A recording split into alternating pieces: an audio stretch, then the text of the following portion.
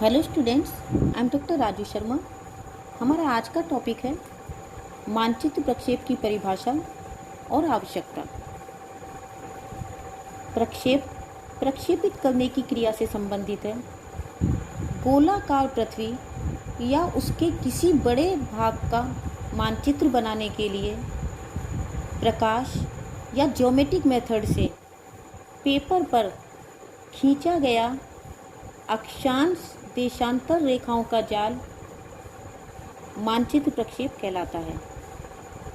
इस प्रकार से मानचित्र प्रक्षेप ग्लोब की अक्षांश और देशांतर रेखाओं को सपाट कागज पर प्रदर्शित करने की एक विधि है। अब प्रश्न ये उठता है कि प्रक्षेप की आवश्यकता क्यों पड़ती है, जबकि ग्लोब पृथ्वी का सही चित्रण कर सकता है। इसके कई कारण हैं, जैसे ग्लोब पर पृथ्वी के सभी भागों को एट अ ग्लांस नहीं देखा जा सकता। ग्लोब पर स्थानों के बीच की जो डिस्टेंस होती है उसे नापना कठिन होता है। इसके अलावा पृथ्वी के छोटे छोटे भागों के अलग अलग ग्लोब नहीं बनाए जा सकते। जैसे हम पृथ्वी के किसी छोटे भाग को लार्ज स्केल पर शो करना चाहें तो हमें ग्लोब का आकार इतना अधिक बढ़ाना होगा कि उसमें खर्चा बहुत अधिक होगा और ऐसा करना भी कठिन होगा। ग्लोब को कागज पर बने मानचित्र की तरह मोड़कर रखना या बुक्स आदि में देना भी पॉसिबल नहीं है। मानचित्र की तुलना में ग्लोब को एक स्थान से दूसरे स्थान पर ले जाने में अधिक कठिनाई होती है। इस प्रकार से ग्लोब की अपेक्षा मानचित्र अधिक उपयोगी होते हैं। मानचित्रों में पृथ्वी की गोलाकार आकृति को कागज पर प्रदर्शित किया जाता है। इसके लिए ग्लोब की अक्षांश देशांतर रेखाओं का जाल या प्रक्षेप बनाना आवश्यक होता है। इससे इस जाल में ग्लोब के विवरणों को एक्यूरेट प्लेस पर दिखाया जा सकता है। एक बात उल्लेखनीय है कि कोई भी प्रक्षेप सर्वगुण संपन्न नहीं होता, इसलिए नीड के अनुसार समक्षेत्र, यथाकृतिक और शुद्ध दिशा के गुणों में से किसी भी एक गुण वाले प्रक्षेप की रचना कर लेते हैं। क्योंकि प्रक्षेप बनाने के लिए अक्षांश देशांतर रेखाओं का जाल खींचा जाता है, इसलिए इनके विषय में भी जानना जरूरी है। बच्चों, यदि हम ग्लोब की आकृति देखें तो इस पर उत्तर से दक्षिण और पूर्व से पश्चिम दिशाओं में खींची हुई रेखाओं का जाल दिखाई देता है। इन रेखाओं को विभिन्न स्थानों की स्थिति का पता लगाने के लिए खींचा जाता है। गोले का कोई सिरा या किनारा नहीं होता, जिससे किसी एक स्थान की दूसरे स्थान के संदर्भ में स्थिति निर्धारित नहीं की जा सकती, परंतु हमारी पृथ्वी के अक्ष के दोनों सिरे, जिन्हें हम उत्तरी और दक्षिणी ध्रुव कहते हैं, पृथ्वी के तल पर दो निश्चित और स्थिर बिंदु हैं। इन्हीं दो बिंदुओं को स्थिति निर्धारण करने के लिए आधारभूत संदर्भ बिंदु माना जाता है।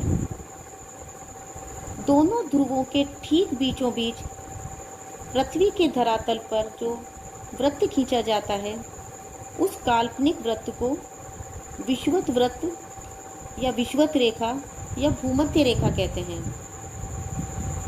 विषुवत वृत्त पृथ्वी के तल को दो समान भागों में बांट देता है, एक उत्तरी गोलार्ध और दूसरा दक्षिणी गोलार्ध। विषुवत वृत्त पृथ्वी पर खींचा जा सकने वाला सबसे बड़ा वृत्त है। विषुवत वृत्त के समांतर खींचे गए वृत्तों को अक्षांश वृत्त कहते हैं। विषुवत वृत्त के समांतर होने के कारण ये एक दूसरे के भी समांतर होते हैं। जैसे जैसे विषुवत रेखा से उत्तरी या दक्षिणी ध्रुव की ओर जाते हैं, अक्षांश वृत्त छोटे होते जाते हैं और ध्रुवों पर ये बहुत ही छोटे रह जाते हैं। हर एक अक्षांश वृत्त की अंश संख्या उत्तर या दक्षिण में लिखी जाती है ताकि ये पता लग सके कि ये भूमध्य रेखा के उत्तर में है या दक्षिण में है। विषुवत रेखा को 0 डिग्री माना जाता है। उत्तरी ध्रुव को 90 डिग्री उत्तरी अक्षांश और दक्षिणी ध्रुव को 90 डिग्री दक्षिणी अक्षांश माना जाता है।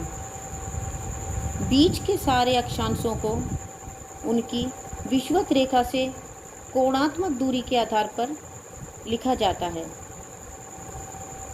विषुवत रेखा के समान ही कुछ और अक्षांश रेखाओं के भी विशेष नाम हैं। फॉर एग्जाम्पल 23.5 डिग्री उत्तरी अक्षांश वृत्त को कर्क वृत्त कहते हैं और 23.5 डिग्री दक्षिणी अक्षांश वृत्त को मकर वृत्त कहते हैं। कर्क और मकर वृत्त पर वर्ष में कभी न कभी सूर्य की किरणें अवश्य ही लंबवत पड़ती हैं। कर्क और मकर वृत्त विषुवत रेखा से 23.5 डिग्री की दूरी पर इसलिए हैं कि पृथ्वी का अक्ष कक्ष तल पर 66.5 डिग्री झुका हुआ है, यानी कि 90 डिग्री से 23.5 डिग्री हटकर है। ये अक्षांश वृत्त पृथ्वी के ताप कटिबंधों की सीमा बनाते हैं। फॉर एग्जाम्पल विषुवत रेखा के दोनों ओर कर्क वृत्त से लेकर मकर वृत्त तक के भाग को उष्ण कटिबंध कहते हैं। यहाँ सूर्य की किरणें साल भर लगभग सीधी पड़ती हैं, इसलिए यहाँ बहुत अधिक गर्मी रहती है।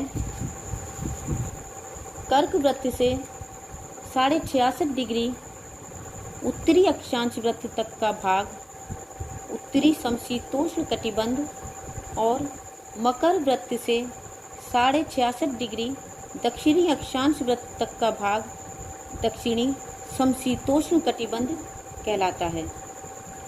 66.5 डिग्री उत्तरी अक्षांश वृत्त से उत्तरी ध्रुव तक का भाग उत्तरी शीत कटिबंध कहलाता है और 66.5 डिग्री दक्षिणी अक्षांश वृत्त से दक्षिणी ध्रुव तक का भाग दक्षिणी शीत कटिबंध कहलाता है। ध्रुवों पर सूर्य की किरणें बहुत अधिक तिरछी पड़ती हैं। तिरछी किरणें सीधी किरणों की अपेक्षा बहुत कम गर्म होती हैं, क्योंकि एक तो ये बहुत अधिक स्थान पर फैल जाती हैं और दूसरे इन्हें वायुमंडल का बहुत अधिक भाग पार करके आना पड़ता है, जिससे इनमें ताप कम रह जाता है। यही कारण है कि ध्रुवों पर बहुत अधिक सर्दी पड़ती है। तो यह हमने आज प्रक्षेप बनाने के लिए खींची जाने वाली अक्षांश रेखाओं से संबंधित जानकारी प्राप्त की। नेक्स्ट हम अध्ययन करेंगे प्रक्षेप बनाने के लिए खींची गई देशांतर रेखाओं की जानकारी। Thank you.